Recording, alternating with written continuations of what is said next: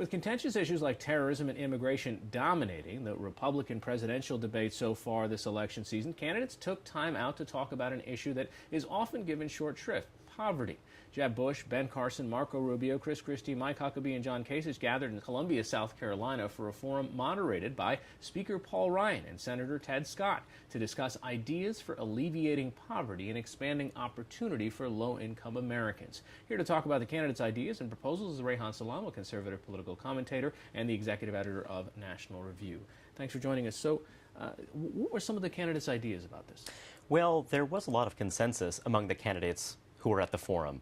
One thing to keep in mind is that the two frontrunners, Donald Trump and Ted Cruz, were not at the forum, and they in various ways have taken different approaches to these issues. But of the candidates who did appear, you could say, with the exception of Ben Carson, that these are folks who had been elected Republicans before. They've been involved in very closely related policy networks, and so it's not all that surprising that they talked about issues like, for example, the Earned Income Tax Credit, defending the Earned Income Tax Credit, calling for expanding the Earned Income Tax Credit. Chris Christie, the governor of New Jersey, kind of talked about how he had increased the state Earned Income Tax Credit in his state, and Marco Rubio and Jeb Bush, both of whom are from Florida, both of whom have worked closely together in the past, though of course now they're rivals. They offered broadly similar approaches to how they would go about reforming not just welfare, but also a series of other anti-poverty programs by, on the one hand, giving states greater autonomy, but also, on the other hand, deciding that, in some areas, like the Earned Income Tax Credit, they would be willing to spend more and expand that credit to populations that are currently not really making all that much use of it. One of the topics that came up a little bit yesterday was the food stamp program, SNAP benefits, right? And it was an interesting thing to hear some candidates say, listen, let's give that money back to the states. And one of the concerns, even on stage, was, well, how do you protect through an economic downturn if states, for example, are not planning the same way that a federal program might? Well, Jeb Bush and his plan, and you see this in some other plans too, although he's the one who's kind of released a detailed plan, but he explicitly says that the program would be countercyclical. That is, when you enter a recession, then the amount of money immediately goes up. So I think that, these concerns, are very valid, but I think the deeper issue about the SNAP program, about the food stamp program, is this. There are many people for whom it's not necessarily food stamps that they need. It could be that there are other resources that they need. Or, for example, let's say I'm at risk of eviction. I'm at risk of eviction because I have very few assets accumulated, okay?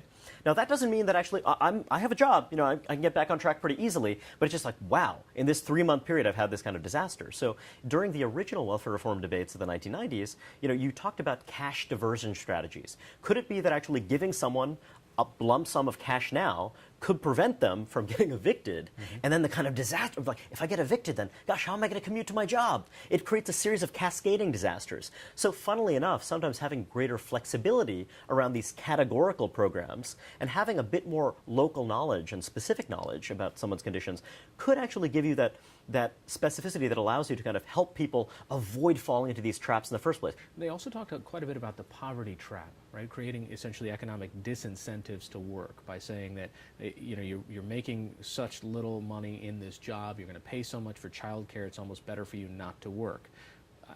And one of the responses has been, well, what about increasing the minimum wage? Doesn't that make work pay better? Well, Hari, as you know, this is a big, complicated debate, and I guess what I would say is that the United States is a country of 320 million people, and when you look at the labor market in a place like Mississippi, it is really, really different from the labor market in a place like Wellesley, Massachusetts, kind of affluent New England town.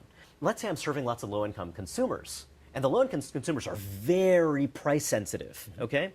So, wages are not always a big part of, the expenditures of a business, but sometimes they're a bigger part than others. In a labor-intensive service, they're a really big part of it, right? If I'm at a place where, gosh, the people who are buying my services are poor too, so then, man, I can't raise my prices all that high. When you look at it through that lens, I think that the one-size-fits-all idea is what's so unattractive to me about imposing a kind of fiat federal policy as though that's going to solve the problem. That's not going to solve the problem of these kind of differences across businesses, across individuals, across communities. What's the most important thing you've heard a candidate, 2016 candidate, say about poverty or poverty-related issues?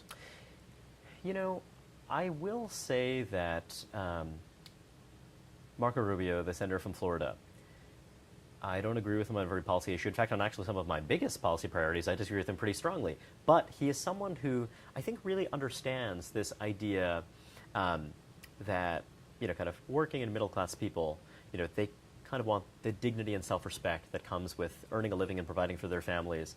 And he also seems to get, in a very deep kind of way, that there have been other Republican candidates in the past who haven't understood that, who've really talked about, you didn't build that, kind of this guy who talk about entrepreneurship and sort of, the kind of job creators and this kind of thing. And that's important. That's an important part of the story. But in a way, it's also the bartenders, the farmers, the kind of, the journalists, or just, kind of all kinds of ordinary people who just, they're not going to change the world. They're not going to kind of start a new business and whatever else, but they want to do their part, and they want to kind of lead good, decent lives and provide for the people they love and care about. All right, Reihan Salam from the National Review. Thanks so much for joining us. Thank you.